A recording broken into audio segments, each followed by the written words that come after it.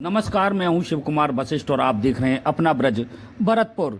भरतपुर के 291वें स्थापना दिवस पर आज ट्रैफिक चौराहा स्थित महाराजा सूरजमल की प्रतिमा पर पुष्पांजलि कार्यक्रम का आयोजन किया गया।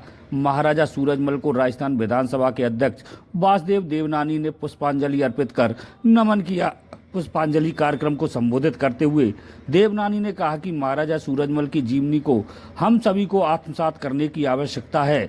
उनके जीवन को सभी को पढ़ना चाहिए।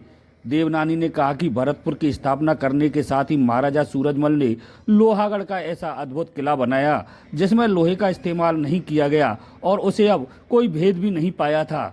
उन्होंने महाराजा सूरजमल के शौर्य और पराक्रम को याद करते हुए कहा कि डीग में जल महल को भी महाराजा सूरजमल ने बनवाकर संस्कृति व पर्यटन को बढ़ावा दिया। इससे लोगों का एक दूसरे से जुड़ाव होता है। उन्होंने भरतपुर को भगवान श्री राम की धरती बताते हुए कहा कि महाराजा सूरजमल ने भगवान श्री राम के भाई भरत जी के नाम पर भरतपुर की स्थापना की और उनके छोटे भाई लक्ष्मण जी का मंदिर बनाकर उन्हें अपना इष्ट देव माना।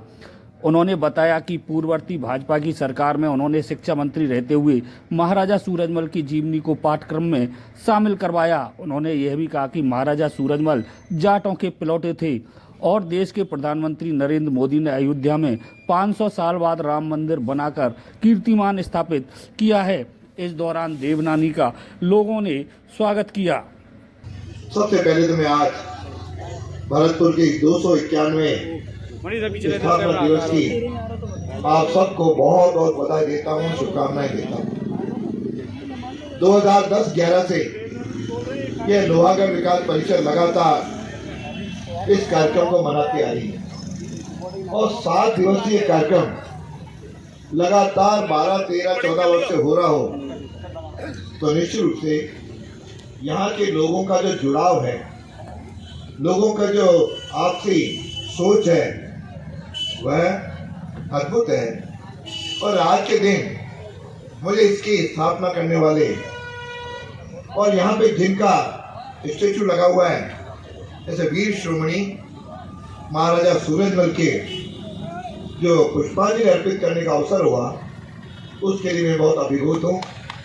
महाराजा सूरजमल के जीवन को हम सबको पढ़ना चाहिए और मैं भी अपने आप को सौभाग्यशाली मानता हूँ। जब मैं शिक्षा मंत्री था तो महाराजा सूरजमल के पाठ को पाठ्यक्रम में जुड़ाने का मुझे अवसर मिला। इनके पाठ को मैंने पूरा जोड़ा और वास्तव में ऐसे कार्यक्रम यहाँ की साहित्य, यहाँ की संस्कृति और पर्यटन का प्रचार प्रसार तो होता ही है, लेकिन लोगों का भी आपस में जुड़ाव अनुभूत होता है। और यह ऐतिहासिक स्थान है, यदि स्मरण करूं तो यह सामाजिक महत्व वाला स्थान बाबर और महाराणा प्रतापी राणा सांगा के मध्य जो खानवा युद्ध है उसका भी प्रत्यक्षदर्शी रहा है। पक्षियों के स्वर्ग के रूप में भी जाने वाला यह भूमि आज विश्व धरोहर स्थल के अंतर्गत भी आती है और अपने महाप्रतापी सूरजमल को तो जाटों के प्लेटो भी कहा गया। वैसे तो भरतपुर का नाम भगवान राम से जुड़ा हुआ है। हम सबने पिछले दिनों जिस प्रकार से भगवान अयोध्या में पूरे 500 साल के संघर्ष के बाद और 77 वर्ष टेंट में रहने के बाद जो 22 जनवरी को भगवान राम की प्राण प्रतिष्ठा गर्भगृह में हुई, वो अद्भुत क्षण भी हमने अपने आंखों से देखा। कभी सपने में भी नहीं था कि इतनी जल्दी भगवान राम अपने गर्भ स्थल पे पहुंचेगी। इसलिए निश्चित रूप से देश का नेतृत्व और मोदी जी इसका श्रेय उनको भी है। लेकिन भरतपुर का नाम भगवान राम के भाई भरत जी के नाम रखा तो हमको भी, हमें उसी कुल के हैं, उसी वंश के हैं, इसके में गौरव की अनुभूति होनी चाहिए। और साथ में यहाँ का जो कुल गुरु है लक्ष्मण जी को माना गया। तो यहाँ पे जब राम, लक्ष्मण, भरत तीनों की यह जो भूमि है इसको मैं नमन करता हूँ, इनको प्रणाम करता हूँ। और लोहागढ़ जिस नाम से ये समिति बनी है, वास्तव में लोहागढ़ का जो किला है वह भी अपने आप में अद्भुत है। उसमें किसी लोहे का उपयोग नहीं किया गया, लेकिन अभेद रहा। इतना मजबूत किला बनाया गया जिसमें बिना लोहे के उपयोग के लिए भी चाहे दुश्मनों के कितने भी प्रयत्न हुए, लेकिन अभेद दुर्ग बना रहा। और इस सब का यदि श्रेय जाता है तो महाराजा सूरजमल ने इसके जो निर्माण में जो अद्भुत अपनी क्षमता प्रशासकीय दिखाई, अपना शौर्य दिखाया, उसके लिए निश्चित रूप सदैव याद किए जाते हैं। केवल लोहागढ़ नहीं बनाया, नीक के जल महलों का भी निर्माण महाराजा सूरजमल ने कराया। मुगल और मराठाओं जैसे राजनीतिक शक्तियों को भी मजबूत ताकतों के साथ इन्होंने विरोध किया, और जिसके आधार पर इनकी अपनी अद्भुत क्षमता रही। और इनका कार्य क्षेत्र केवल भरतपुर जिले तक सीमित नहीं रहा, यहाँ तक कि हरियाणा के सोनीपत तक भी गया, उत्तर प्रदेश के भी कई जिलों तक गया।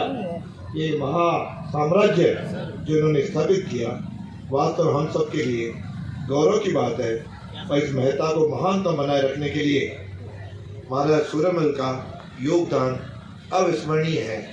और उस सबको आपने जिस प्रकार से याद रख करके आगे बढ़ाया, मैं सोचता हूँ आज भी उनका यह भरतपुर की स्थापना दिवस के रूप में उनको याद करना आज भी सामयिक है। क्योंकि जिस प्रकार से देश में आज सांस्कृतिक राष्ट्रवाद की लहर चल पड़ी है, वह लहर भरतपुर को भी छूती है। और भरतपुर का स्मरण किया जाना चाहिए। भरतपुर की उसे महान उसका योगदान है। और यह केवल भरतपुर एक जिला नहीं है, पूरे राजस्थान का पूर्वी द्वार भी है। तो यहाँ पे साइबेरिया तक के पक्षी भी आते हैं। और मैं तो पहले बार जब आया था तब उस स्थल के घूमने का मुझे भी अवसर मिला। यूँ कहा जाए तो भरतपुर तो मेरे हृदय में बसा हुआ है। उसका कारण है कि मेरा वो जो राजनीतिक जीवन है या सामाजिक जीवन कहें, वह भी भरतपुर से प्रारंभ होता है।